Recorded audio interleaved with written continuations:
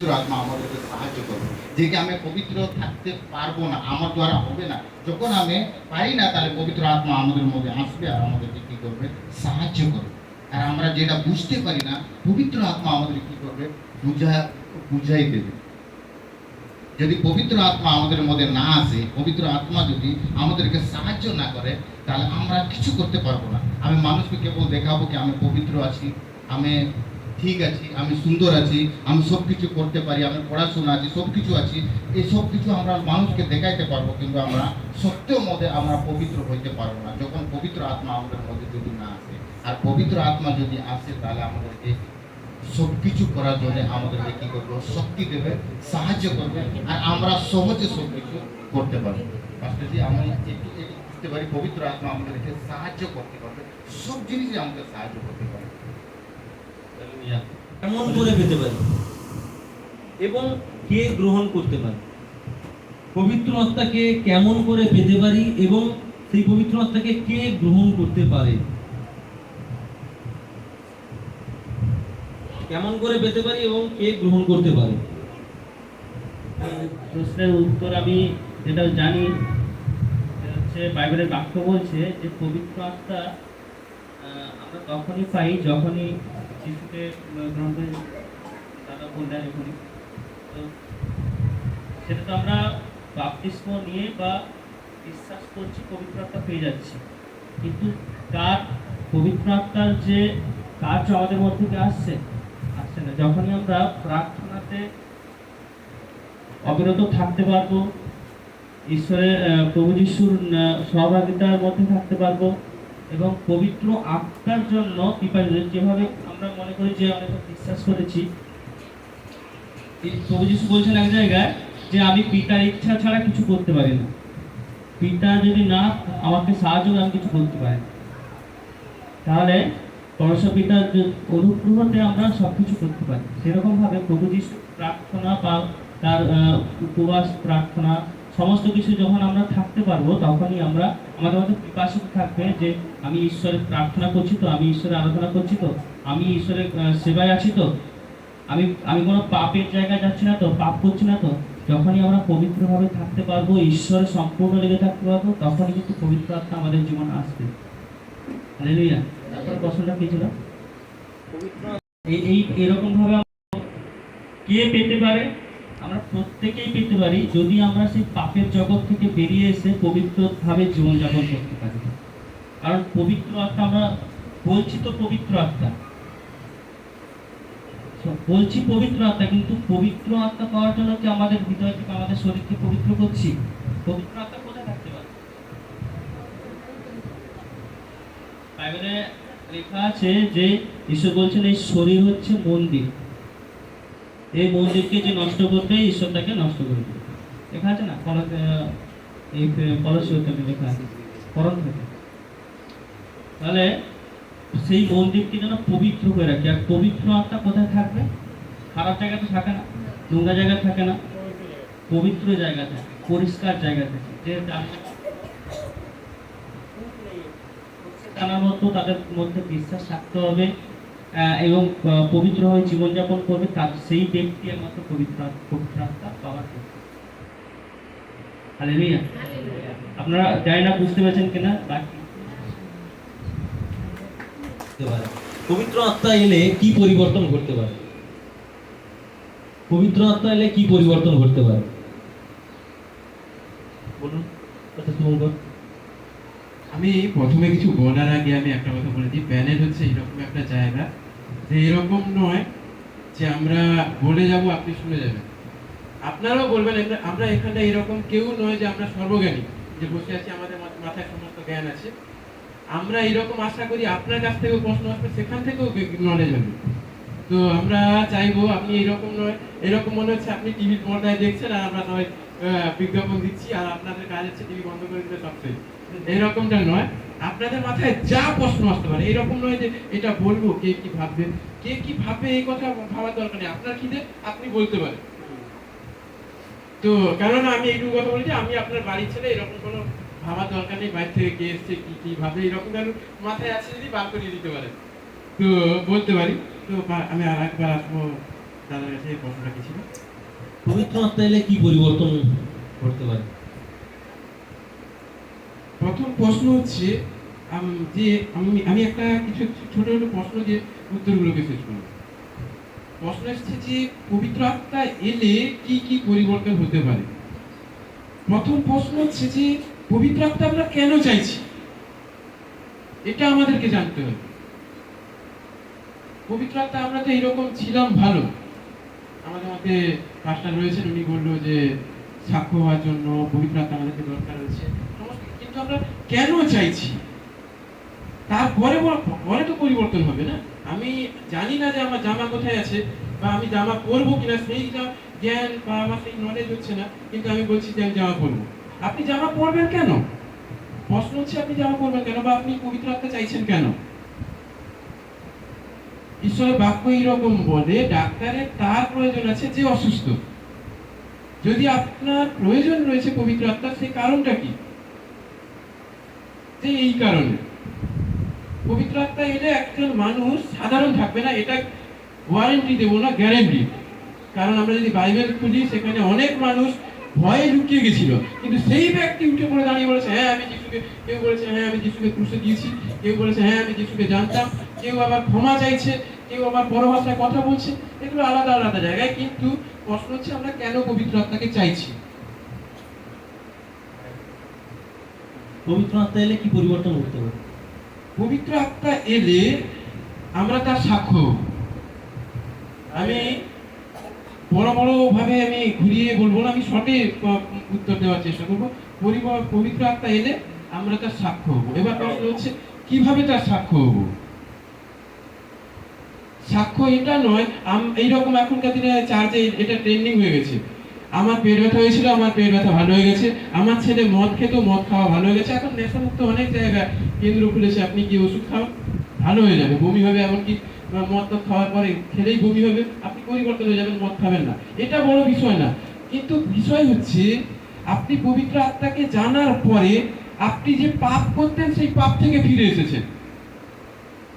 আপনার মধ্যে যে চিন্তা ছিল আগে সেই চিন্তা এখন আর নেই। এটাই হচ্ছে পবিত্র আত্মার কাজ। পবিত্র আত্মার এটা কাজ নয় যে আপনার পেট ব্যথা হয়েছিল, পেট ব্যথা ভালো হয়ে গেছে, তার জন্য ডাক্তার রয়েছে। পবিত্র আত্মার কাজ হচ্ছে যিশুকে রিপ্রেজেন্ট করা আপনার মধ্যে। আমি পবিত্র আত্মার বিষয়ে বলার আগে আমি একটা কথা বলে দিই। কতজন মনে করি যে আমরা স্বর্গে যেতে পারবো? আমি আপনাকে একটা প্রশ্ন, আপনাকে উত্তর দিই, আমরা কেউ স্বর্গে যেতে পারবো না। আমরা কেউই স্বর্গে যেতে পারবো না। মানে পাস্টার কি বলছে? আপনি যে বলছেন আমি স্বর্গে যাবো, আমরা কেউই স্বর্গে যেতে পারবো না, এমনকি আমিও যেতে পারবো না। তাহলে আপনি এখানে বসছেন কেন? এমনকি আমিও তো স্বর্গে যেতে পারবো না। স্বর্গে সেই ব্যক্তি যাবে, স্বর্গে কোনো ব্যক্তি যেতে পারে না, একমাত্র পবিত্র আত্মা। সেই জন্যই যিশু পবিত্র আত্মাকে দিয়েছে, কারণ তিনি আমাদেরকে ভালোবাসেন, প্রত্যেকটা মানুষকে স্বর্গে নিয়ে যেতে চান। এরকমটা নয় যে আপনাকে স্বর্গে নিয়ে যাবেন। যদি আপনি এই চিন্তা থাকেন তাহলে আপনি ভুল জায়গায় আছেন। আপনি পাপ করে যাবেন আর আপনি বলবেন যে না না আমি তো পাপ করছি, ঠিক আছে আপনি স্বর্গে যাবো, যিশু বলেছে। আমি খুব বাজেভাবে উত্তর দিই, স্বর্গ আপনার বাপের কিনা 4 বিঘে জমি নয় যে আপনি কি অধিকার করে ফেলাবেন। স্বর্গ হচ্ছে ঈশ্বরের অনুগ্রহ। কতজন যদি আমরা মনে করছি স্বর্গ আমার বাপের কিনা 4 বিঘা জমি, যেখানে খুশি নাঙ্গল চালিয়ে দেবো, তাহলে ভুল জায়গায় আছি। পাপ করে যাবো কি স্বর্গে পৌঁছে যাবো, তাহলে আমরা ভুল জায়গায় আছি। মদ খেয়ে যাবো, স্বর্গে পৌঁছে যাবো, উল্টো পাল্টা চিন্তা করবো, সারাদিন মোবাইলে পর্নোগ্রাফি দেখবো, সন্ধ্যেবেলা এলে হ্যাঁ প্রভু আমি আমাকে ক্ষমা করো, আমার ভুল হয়ে গেছে, আমি স্বর্গে পৌঁছে যাবো, সেই ব্যক্তি ভুল জায়গায় আছে।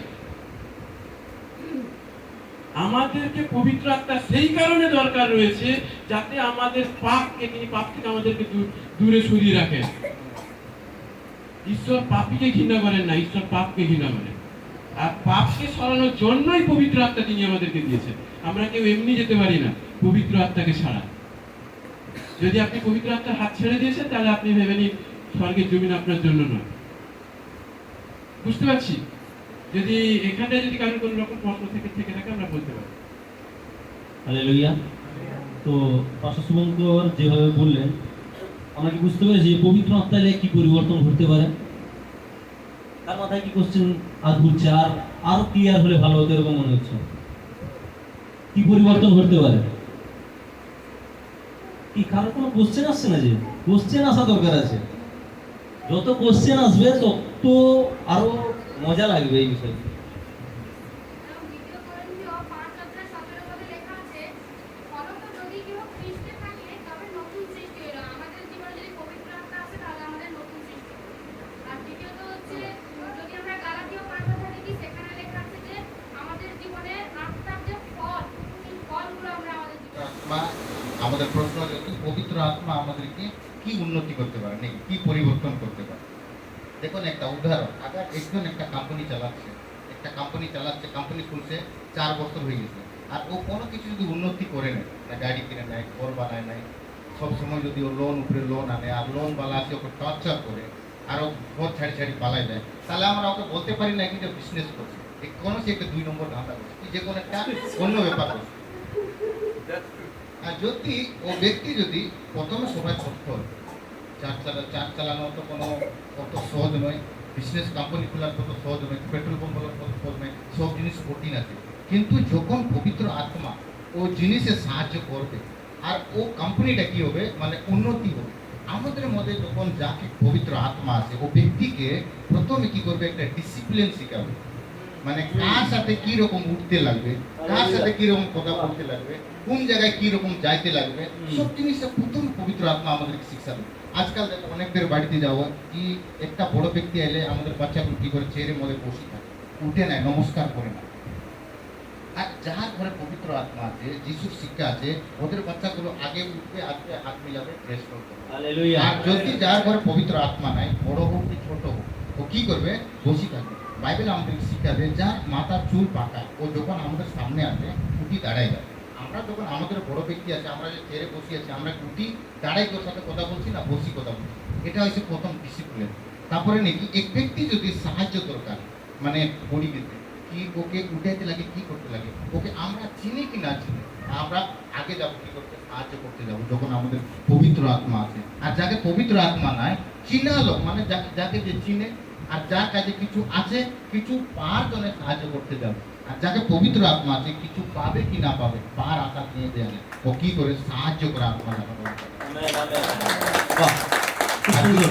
আর দ্বিতীয় বিষয়, আমাদেরকে পবিত্র আত্মা যাকে আছে, ও প্রেম শিখাবো, প্রেম করে শিখাবো, অন্তর থেকে প্রেম করো।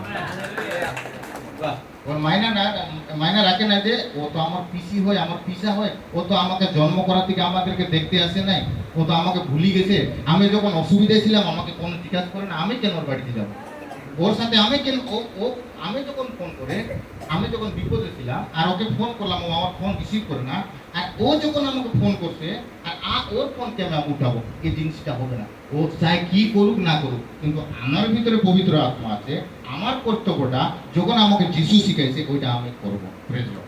এইটা আমি হালেলুয়া। গড়াগড়ি, কান্নাকাটি, হাসতে পারে ইত্যাদি, এটা কি ঠিক? পবিত্র আত্মা এলে কি গড়াগড়ি, কান্নাকাটি, হাসাহাসি করতে পারে? কতজন সহমত? আমরা আজকে পঞ্চসপ্তমীর দিনে বসে আছি। যদি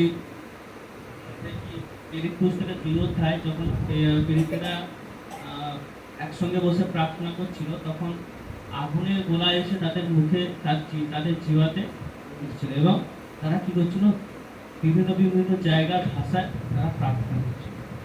এবং সেখানকার লোকেরাও বলছে যে আমাদের ভাষা নিয়ে, তারা আমাদের ভাষায় কথা বলছে কীভাবে।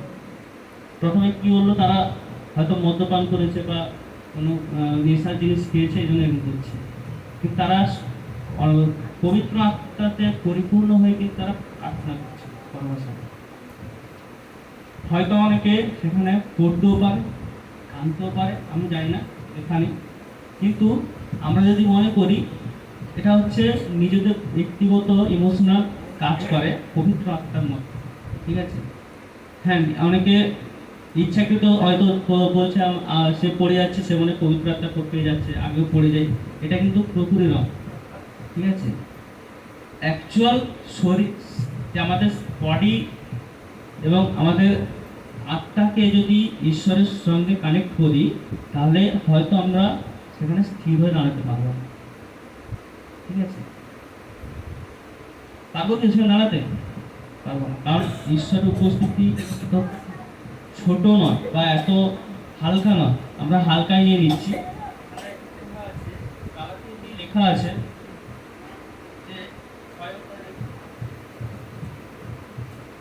যে ঈশ্বরকে নিয়ে পরিহাস করা যায় না, ঠিক আছে?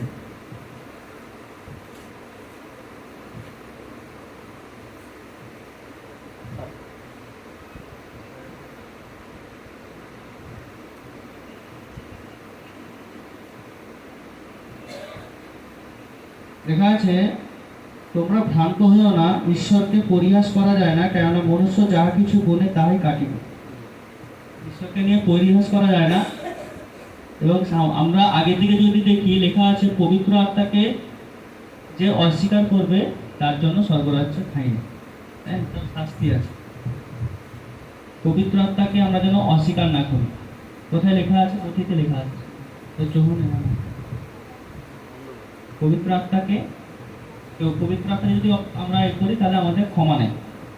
এই প্রভু যিশুকে আমরা অনেক কিছু অনেকে বলতেই পারে, আমরা যদি না বলি জগতের মানুষ বলতে পারে প্রভু যিশুকে অনেক কথা বলতে, কিন্তু আমরা প্রভু যিশুকে বলি না, আমরা জানি বলে। আবার কেউ যদি প্রভু যিশুকে জেনে বা পবিত্র আত্মাকে জেনে পবিত্র আত্মার অপমান করে, তার কিন্তু ক্ষমা নেই। প্রভু যিশু নিজে বলছে না, তুমি আমাকে বা আমাকে নিয়ে যা কিছু বলতে পারো, কিন্তু যে কেউ পবিত্র আত্মার নিন্দা করবে তার কিন্তু ক্ষমা নেই। হালেলুয়া। তো সেই রকম ভাবে এই যে প্রশ্নটা হলো যে কেউ কি করতে পারে, কেউ কি কাঁদতে পারে? না, কাঁদার কিছু নেই। যদি আমি নিজেকে হালকা করি, আমি নিজেকে ফ্রি করতে চাই, আমি যদি কঠিন হয়ে দাঁড়িয়ে থাকি, আমাকে কারো ক্ষমতা নেই আমাকে ফেলার জন্য, ঠিক আছে? আর সেখানে আমি শয়তানকে কাজ করার জন্য প্রস্তুত করছি। শয়তান কি বলুন তো, যে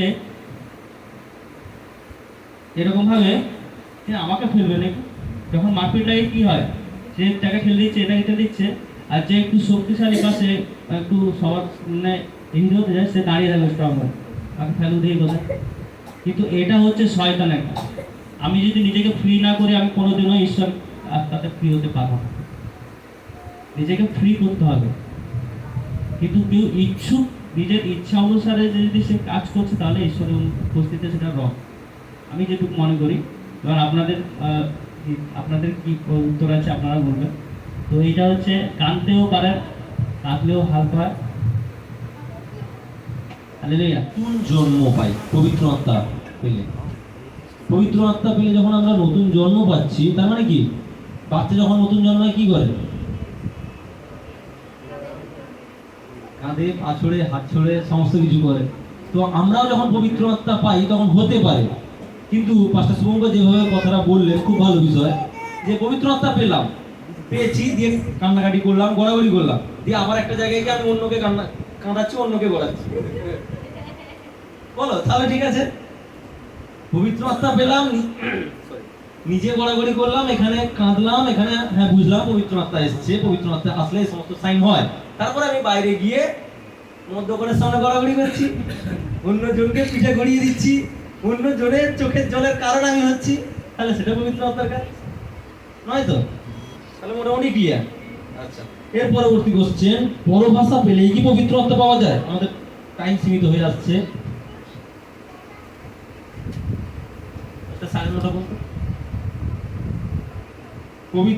পরভাষা পেলেই কি পবিত্র আত্মা পাওয়া যায়?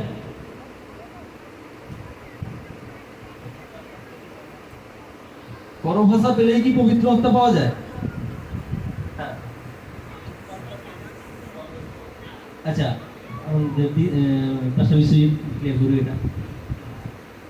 পবিত্র আত্মা পেলেই পরভাষা পাওয়া যায়। কারণ আমার একটা সাক্ষ্য, আমি যদিও এটা সাক্ষ্য না, এটা আমার সঙ্গে ঘটেছে। এটা যখন আমি ফার্স্ট প্রার্থনাতে বাড়া শুরু করি, তখন রাতে আমার হঠাৎ করে ঘুম হয়ে যেত। ধরুন আমি প্রার্থনা করে 11টার দিকে ঘুমিয়েছি, তো আমার 11টা হোক 12টার সময় যদি ঘুমাই, আমার 2টার দিকে 3টার দিকে ঘুম হয়ে যায় হঠাৎ করে, যে কোনো কারণে। দিয়ে আমাকে প্রার্থনায় আমি উঠে পড়ে সেখানে হাঁটু করে প্রার্থনা করা শুরু করেছি। এরকম হতো যে একদিন আমি প্রার্থনা করছি, রাত তখন 2:30 বাজে, যে আমি প্রার্থনা করতে করতে কি বলে গেছি আমি নিজেও জানি না। আমি বলছি তখন আমার যখন রাতে প্রার্থনা করা শেষ হয় তখন আমি বলছি আমরা কি করতাম মানে প্রার্থনার সময় অনেক সময় আসতো এবং পরে আছে কিন্তু আমার মুখ থেকে বেরোতো না, এরকম হয়েছে, প্রার্থনা শুরু হয়েছে, বেরোতো না, বলতে পারতাম না কোনো কিছু। মানে এবার হঠাৎ করে রাতে যখন আমি এখন বলে যাচ্ছি কি বলছে আমার এখনো মনে নেই। তো আবার আমি যখন ভাবছি ঈশ্বরকে কি আমি মানে ইঞ্চি করলাম এবং ভয় লাগছে যে কি বলে ফেললাম কি না কি বলে ফেলেছি, এগুলো তো বলা ঠিক না।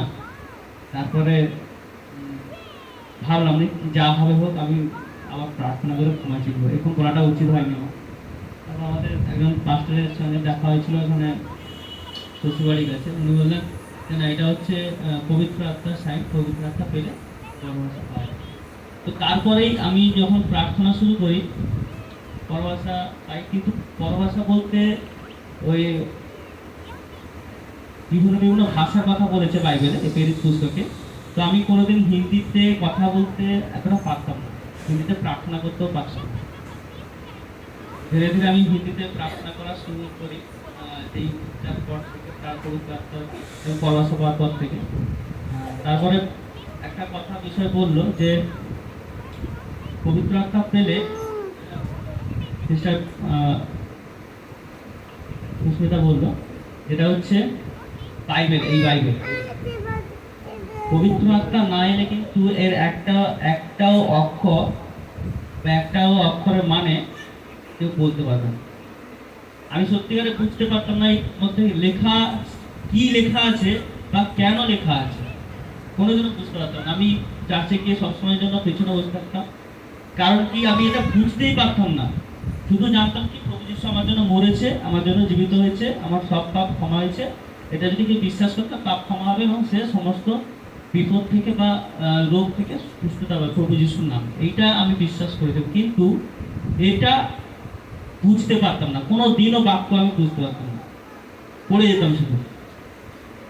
যেদিন যখন আমি এই পবিত্র আত্মা পাই বা পরভাষায় প্রার্থনা করি, তারপরে পরে এই বাক্য যখন পড়ি তখন আমি বললাম না যে এখানে তো ব্রাদার দেবাশিস বললো যে আমরা পবিত্র আত্মার এক সিটি মাত্র জানতে পারি না, মানে এখনো সময় আর জানতে। সেরকম যখন আমি বাক্য পড়ছি, বাক্য পবিত্র আত্মার সাহায্যে একটু একটু বুঝতে পারছি। এবার আমি চেষ্টায় আছি, মানে চেষ্টা করছি, আমি প্রার্থনায় আছি যে যেন আমি বাইবেলের বাক্য বুঝতে পারি, আরো ডিপলি বুঝতে পারি। এত সহজ নয় বাইবেলের বাক্য বোঝা। পবিত্র আত্মার সহভাগিতা না থাকলে, সাহায্য না থাকলে আমরা বুঝতে পারি। হালেলুয়া। মানে রূপ নিয়েই থাকে। আমাদের অনেকের ধারণা এটা যে পবিত্র আত্মা মানে হচ্ছে পায়রা, পায়রা এসে বসেছে মানে পবিত্র আত্মা বসেছে, পায়রা সাইন মানে পবিত্র আত্মা, পবিত্র আত্মা। তো এটা কি, এটা কতজন মনে করছেন ঠিক বা কতটা ভুল? দাদা রঞ্জন যদি এই বিষয়টা কি হতো, মানে পবিত্র আত্মা সবসময় কি মানে পায়রা রূপ ধরেই আছে, মানে পায়রা রূপ নিয়েই থাকে পবিত্র আত্মা, মানে পায়রার মধ্যেই কি পবিত্র আত্মা সীমিত? বাইরের মানে সবসময় যে আমাদের পাশে থাকে, কখন এই যে পায়রা পায়রা আচ্ছা, বাইরে বাড়ার মতো হ্যাঁ, দেখো, এটা তো আমাদের মানুষের একটা ধারণা যে কোনো পবিত্র আত্মা যদি আসতে গেলে যে কোনো একটা রূপ নিয়ে আসতে লাগে। পাহারা এইরকম পাহেরা, আমি একটা উচ্চারণ করতে পারি না, তার জন্য আমার এটা ঠিক হচ্ছে না। মানে পবিত্র আত্মা পাহেরা রূপ নিয়ে আসে না, আসে কি না আসে ওটা তো আমি সত্যি করে বলতে পারবো না। কিন্তু আমি যেটা বুঝি, পবিত্র আত্মা আমাদের সাথে সবসময় থাকে, আমাদের সবসময় লক্ষ্য করতে লাগে আমি কি করছি না করছি, কোথায় যাচ্ছি না যাচ্ছি। আমরা জানি না যে আমরা দরজা বন্ধ করছি, আমি কি করছি, কারণ ফোনে কি চালাচ্ছি। পবিত্র আত্মা সবসময় আমাদের কাছে থাকে। এটা মায়না রাখে না কি এখানে যদি কপত আসি, যদি দরজার সামনে যদি খাড়ায় গেল, উত্তরে গেল, তাহলে পবিত্র আত্মা আছে তা বলতে পারো। সব জায়গায় তো সে কি জিনিসটা কপত নাই, পাহাড়া তো নাই, অনেক জায়গায় তো অনেক জায়গায় নেই। সিটি টাউনের মধ্যে কোন জায়গায় থাকে, সব জায়গায় থাকে না। যেখানে একটা ফরেস্ট আছে, এদিকে চারপাশে গাছ আছে, তারপরে পাহাড় আছে, এখানে উঠে যদি ওইখানে যদি না হয় ওটা তো হইতে পারতো না। ওইটার জন্য পবিত্র আত্মা আমাদেরকে পাহারা দিয়ে আসে কি না আসে, কিন্তু পবিত্র আত্মা আমি যেটুকু জানি সবসময় আমাদের সঙ্গে থাকে, সবসময় আমাদের ভিতরে থাকে। পবিত্র আত্মা যখন আমাদের ভিতরে কাজ করা কখন বন্ধ করতে, যখন আমরা পবিত্র আত্মার বিরুদ্ধে যখন চলে যাই, পবিত্র আত্মা আছে তাও আমাদের সাথে করে। মনে করো যে একটা উদাহরণ, আমরা যখন এখানে বসি, এখানে একটা হোটেল মনে থাকি, আর পবিত্র আত্মা কাজকে আমি আগে আগে বসলাম একটা সাহায্য করি, তো ও সবসময় আমাদের দেখতে থাকি যে ওদের কোনো তরকারি দরকার, না ভাত দরকার, না কোনো চাটনি দরকার, না ওদেরকে কি দরকার, না ওদেরকে আচার দরকার, কি দরকার সবসময় দেখতে থাকে।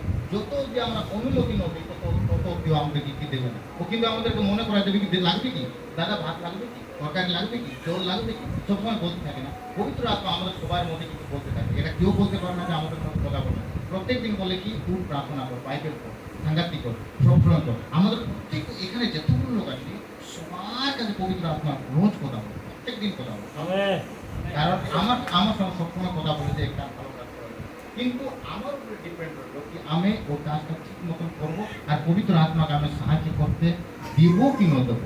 আমরা মাঝে মাঝে কি করি, আমরা নিজে ইচ্ছায় করার চেষ্টা করি, তার জন্য আমরা অনেক কাজে ফেল হই, আমাদের দ্বারা সম্ভব এটা হতে পারে। তার জন্য আমরা কি করি, আমরা ভুলে যেতে পারি। আর আগের প্রশ্নটা তো কি যে আমাদের পবিত্র আত্মা যখন আমাদের মধ্যে আসছে, পবিত্র আত্মা যখন আসলেই আমাদেরকে কি হবে, মানে অন্য ভাষা বাজাবে। অন্য ভাষা হয়েছে যে গুণ, এটা বলতে কি অন্য ভাষা একটা কি, একটা আমাদের এটা গিফট। প্রভু সবাইকে কিন্তু এই ভাষাটা দেয় না, সবাই কিন্তু করে না। তা বলতে পারবো না যে ও যখন পবিত্র আত্মা বলতে পারে, যে বড় ভাষা বলতে পারে না, যে ওর মধ্যে পবিত্র আত্মা নাই বলে কেউ বলতে পারবে না। পবিত্র আত্মা সবাই কাছে, কিন্তু সবাই বড় ভাষা বলতে পারে না। এটা প্রভু দেওয়ার একটা উপহার, গিফট। আমি এমন একটা লোককে দেখি, এমন লোকগুলোর সাথে আমি দেখা করি, মানে আমি জানি কি পবিত্র আত্মা যখন আসে, যখন পর ভাষা বলা শুরু করবে, এটা প্রভুর গিফট। আর যখন ও ব্যক্তি প্রভুর ঠারে দূর হয়ে যায়, পাপ করা শুরু করবে, পবিত্র আত্মা কোনো কাজ করা বন্ধ করবে, তাও ওর কাছে পর ভাষা থাকে। পবিত্র আত্মা প্রভু যখন দিয়ে দেয়, রিটেন ফেরত নিয়ে দেয়। কেন কথাটা বলতে পারছি, যখন আমি অনেকদিন আগে যখন আমাদের ওইখানকার মানে সেবা কাজ করতো, যখন মন্ডলী করতে দায়িত্ব লোকগুলা, আর ওরা কি করে অনেক পর ভাষা বলে, তখন আমি প্রভুর কাছে নতুন প্রভুর বিষয়ে তো কিছু জানি না, অনেক পর ভাষা বলে, মানে মহিলাগুলো অনেক পর ভাষা ঘন্টা ঘন্টা বলে, এমন বলে যে মানে পুরা। কিন্তু যখন রবিবার দিন সকালে যখন গির্জা হয়, মানে চার্চ হয়, চার্চ হইলে ওরা শনিবার দিন রাত্রি বের হয়, তারপর ওরা অন্য অন্য জায়গায় যায়, মানে কি করে ওরা খারাপ কাম করে রাত্রিরে, কিন্তু সকালে উঠে চার্চে যায়, ওরা পর ভাষা কথা বলে। তাহলে ওদের মধ্যে পবিত্র আত্মা কাজ করে ওরা কি করে পর ভাষা বলতে পারবে। কারণ হয়েছে পবিত্র আত্মা, কারণ হয়েছে মানে যখন প্রভু যাকে গিফট দিয়ে দেয়, ওই গিফটটা যখন ফেরত নেয় না, আর ওর কাছে থাকি যায়, আর ওইটা বলতে পারে একটু আমি মানে বুঝতে পারি। বুঝবো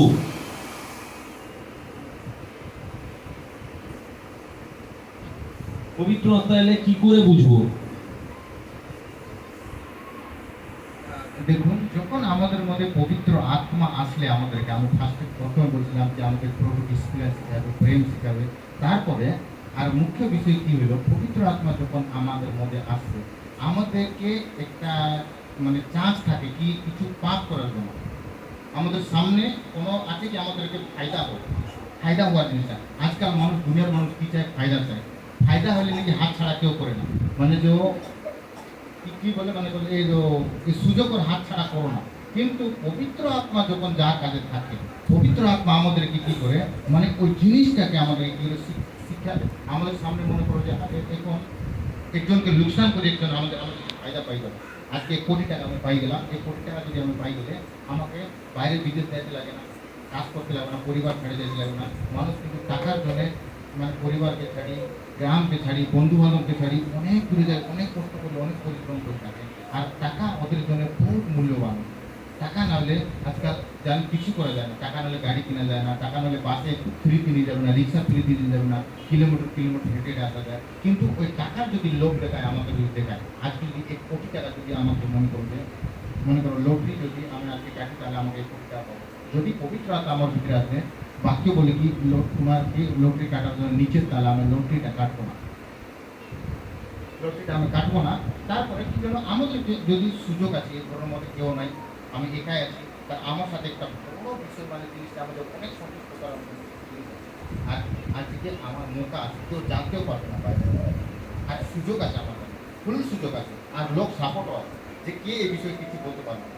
তাহলেও কিন্তু পবিত্র আত্মা যদি আমার মনে থাকে তাহলে ও কাজটা আমি কিন্তু করবো না। মানুষ আমার দেখছে কি না দেখছে, কিন্তু প্রভু দেখছে, আর এটা প্রভুর দৃষ্টি দিয়ে এটা খারাপ জিনিস, এই জিনিসটা আমি করবো না। মানে এটা পবিত্র আত্মা আমাদের শিখাবে। Hallelujah, hallelujah.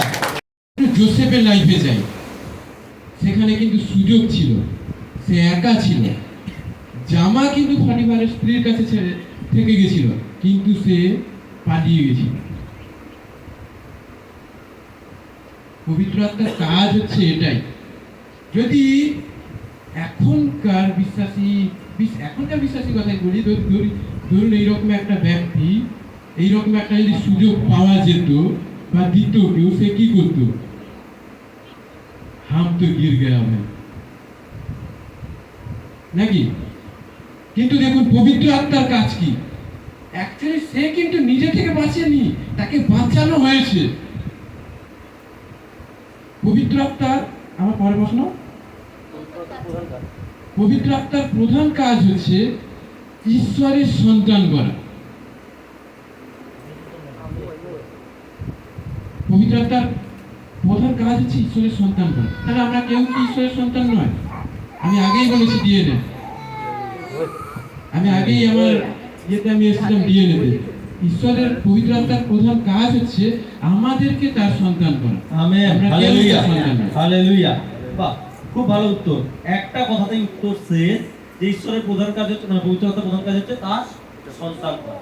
হালেলুয়া। আমরা কিন্তু তার দাস হওয়ারও যোগ্য নয়। আপনি একবার ভাবুন, আমরা তার দাস হওয়ারও যোগ্য নয়, কিন্তু তিনি আমাদেরকে দাস বলেন না, তার সন্তান হওয়ার অধিকার তিনি আমাদেরকে দিয়েছেন। আমি নয়, আমার কথা বিশ্বাস করবেন না, ঈশ্বরের বাক্য এরকম বলে। হালেলুয়া। তো কতজন মনে করি আমরা পবিত্র আত্মায় পূর্ণ আছি? হালেলুয়া। ওই চারটে মাত্র হাত পবিত্র আত্মা আছে, আর কারো মধ্যে পবিত্র আত্মা নেই। আচ্ছা, 9 নম্বর কোশ্চেন, কিভাবে সেই পবিত্র আত্মাকে আমরা দুঃখিত করি? কিভাবে আমরা সেই পবিত্র আত্মাকে দুঃখিত করি? সবাই হ্যাঁ, সবাই তো বলেন পবিত্র আত্মা আমাদের মধ্যে আছে, প্রত্যেকেই আমরা হাত তুলেছি। তো সেই পবিত্র আত্মাকে আমরা দুঃখিত করছি কি? কিভাবে করছি বলুন, বলুন আপনাদের মধ্যে থেকে কেউ একজন অ্যান্সার দিন। আমাদের এক্সপার্টরা এত বড় অ্যান্সার দিলেন, এরপরে আপনাদের হাতে বলুন। যখন আমাদের আত্মার দ্বারা কোনো কিছু খারাপ কাজ হয়, যদি আমি কোনো খারাপ করি, কারণ যদি দুঃখ পায়, দেখা পায়, তখন কিন্তু পবিত্র আত্মার কাজ ভালো। ঠিক আছে, আর কেউ? সবাই বলবে, বিরুদ্ধে গেলাম। পুলিনদা কিছু একটা বলবে। বাহ, আর কেউ পবিত্র আত্মাকে আমরা কিভাবে দুঃখিত করি? আর কেউ? নিরঞ্জন দা, নিরঞ্জনদা, বাপিদা, পল্লব, আপনি ছেলে কোশ্চেনের ভান্ডার পল্লব, তার কাছ থেকে কোনো কোশ্চেন?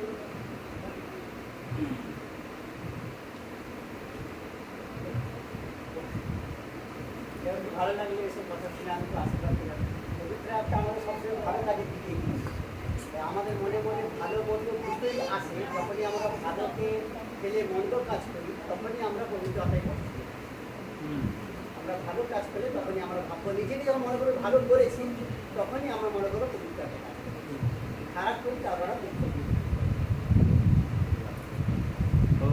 আর কেউ মায়েদের মধ্যে? আর কেউ? আমরা যখন ঈশ্বরকে অস্বীকার করি তখন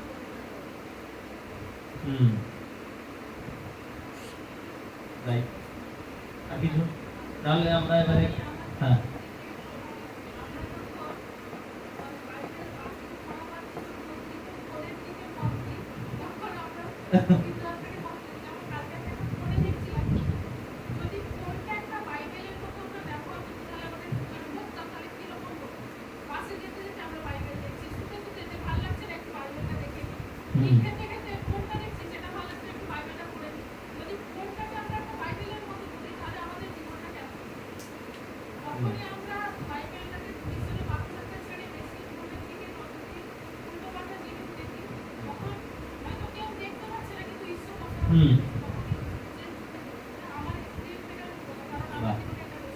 হালেলুয়া। আমার মনে হয় যে এই বিষয়টা থেকে, এই প্যানেল ডিসকাশন থেকে আমাদের অনেকটা লাভ হয়েছে। লাভ হয়েছে কিনা? অনেক কিছু জানতে পেরেছি কিনা? আমি বলি যে প্রভু আমাদেরকে দেখেছে কোথায় করাচ্ছে প্রভু যখন কাজ আমরা কি করি